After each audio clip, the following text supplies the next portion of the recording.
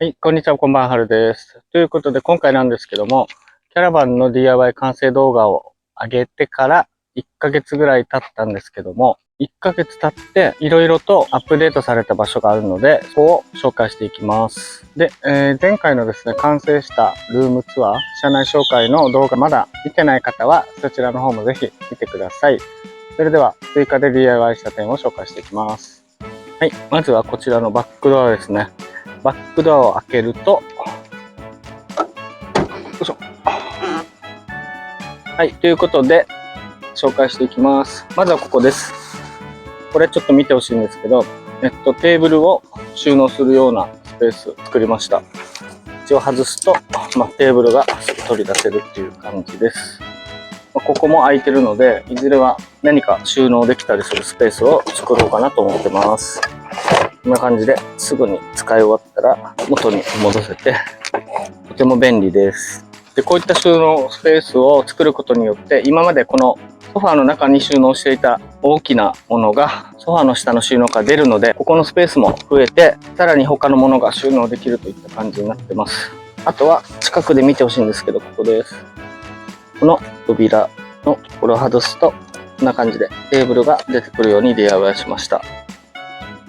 中に紐を通して、こんな感じで大きめのワッシャーをつけて、抜けないようにしてテーブルが出てくるようにしてます。高さを揃えるネタをつけて、ここですね、ここは一応ゴムも敷いてます。滑り止めみたいな感じで、こんな感じです。はい、これでドリンクを置いたりなんかして、両サイドに椅子を置いて車の外でくつろげるようなスペースになってます。これがまずは一つ目の追加の DIY です。で、あとこちら、もともとは車を閉める紐がついてたんですけど、こういった枕目調のものに変えました。ちょっとおしゃれになって、これでも十分バレる強さなので気に入ってます。で、この中にはライトを入れることもできるので、気に入ってます。こんな感じで、電気もつけれるので気に入ってます。下もつくんだよね、何気に。これ便利よね。ここ可愛いかもね。暗くなって。はい、こんな感じです。次は車内に行きます。はい、ということで次は車内を見ていきたいと思います。ちょっと暗くなってきてます。電気つけてます。はい、中はこんな感じです。次がこちらになります。このシンクのここの壁ですね。これをつけました。DIY で簡単につけることができたんですけども、こちらを紹介します。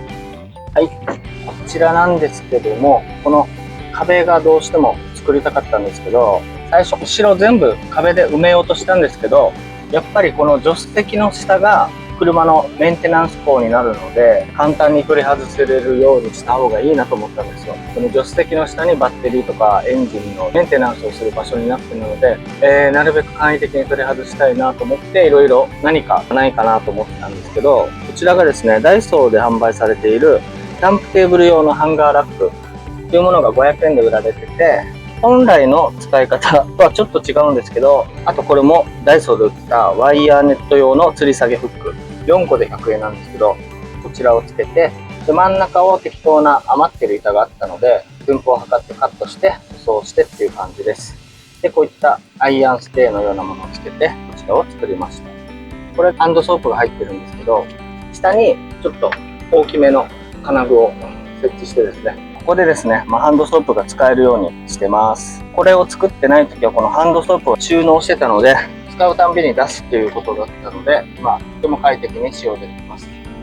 ということで、シンクの追加の DIY でした。次に行きます。はい、次がこちらになります。こちら、電子レンジを収納する棚を作りました。前はですね、ここまで、DIY をしてたんですけど、ここから上はですね、電子レンジを乗せて、ベルトで固定するだけの状態でした。で、今回 DIY で上の部分も棚を作りました。で、電子レンジの上の部分が空間が余ってたので収納にしました。こんな感じです。ちょっと今は工具系しか入ってないんですけど、収納スペースが増えて助かってます。あと、横ですね。横は電子レンジの給排気口があるので、くり抜いてダクトをつけてます。で、こちらなんですけども、こちらがテムで買った折りたたみ式のドリンクホルダーですね。これとても便利です。1個200円ぐらいなんですけど、こう収納できて使う時だけパッと取り出せてドリンクを置けるっていうので、とても便利です。で、結構大きめのタンブラーとかも置けるので、とてもいいです。こんな感じでコンビニのコーヒーとかも置けて便利です。で、使わない時はさっとしまえる感じで、とても役立ってます。で、こちらの反対側も、ここですね。壁ができたので、こういったサランラップとかを収納するのを100円ショップで買ってきて取り付けてます。かなり便利ですね。こちらも電子レンジのダクトをつけたりしてます。で、ここはもう前と一緒ですね。ここから下は前と一緒です。上の方に板をつけて、棚を作ったおかげで、横の方にまた収納スペースができたので、良かったです。はい。ということで、電子レンジ部分の追加の DIY でした。次なんですけど、ソファー下になるんですけど、こちらが前回のホットクーラーでもちょっとお見せしたんですけども、この下がポータブル電源の収納になってて、開けるとこういった感じで、ポータブル電源が2つと、あと、同節バッテリーですね。ポータブル電源の同節バッテリーで、ポータブル電源が 2000Wh、2000Wh で 3000Wh の合計3台、収納してます。で、この3台それぞれがですね、ファンを回して排熱してるので、この中結構暑いんですよ。で、この熱を排出するダクトを作りました。それがですね、こちら。まだ今ちょっと仮状態なんですけども、こちらを開けると、はい、こんな感じで、本当に見ての通り仮状態なんですけど、ここから吸気されてですね、熱いポタジェの熱風を車外に出すというダクトを DIY しました。で、こちらがですね、このトイレの、ここから見えるかな。これですね、ここもまだ仮なんですけど、こんな感じで、この部分ですね、ここから出てきて、下に行って、排熱してるという感じです。車体に穴を開けて排気できるようにしてます。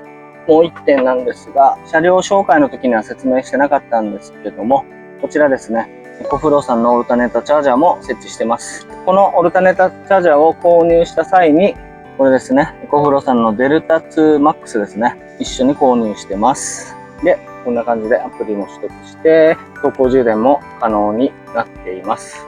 これがもうかなり快適ですね。とても便利です。オルタネータチャージャーがあるのとないのでは、車中泊や、日本一周にも今から行くんですけど、だいぶ違ってきたかと思います。購入してとても良かったです。で、もうこれが最後になるかと思うんですけども、こちらですね。これは別の動画で紹介したんですけども、ヤマゼンさんの、新しいスポットクーラーですね。中に取り付けてます。消費電力が車内でポータブル電源で使って 230W ぐらいですかね。強で使ったらそれぐらい。弱で使ったら 130W ぐらいで、省電力でそこそこ車内を冷やしてくれて長時間使用することができて、とても快適に過ごせてます。ということで、車両紹介の動画から1ヶ月ぐらい経って、追加で DIY した4箇所、5箇所ぐらいを紹介してみました。また新たに DIY をしたり、車中泊などに行く時があれば動画をアップしますので、ぜひ皆さんチャンネル登録をしてご覧になってください。ということで今回はこれで動画を終わりたいと思います。ご視聴ありがとうございました。次の動画も見てください。